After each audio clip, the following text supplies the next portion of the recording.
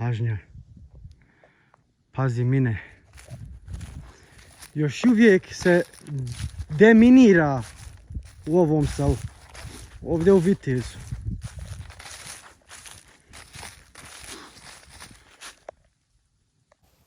U ljetu, nedavno, prije par mjeseci, došla je ona služba da deminira ovo puno mjesta u ovom selu.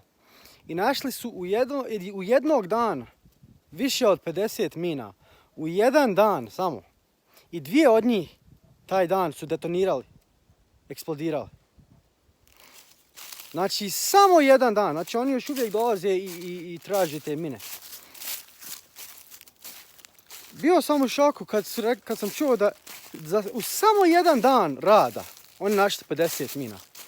A jarane, to je... Još uvijek sam u šoku na to. Koliko može biti mina ovdje? Pažnja, zabranjen prolaz. Možete vidjeti i kako je lijepo ovdje. Imam ja zemlji šumu tamo, to je ta šuma.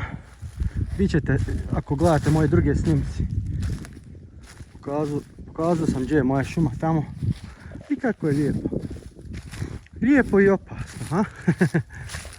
Oj, ako Bog da, bit će ovo sve deminirano i ko normalno. Vidite. Kanada. Evo Kanada je UNICEF. Hvala što ste gledali i sretno.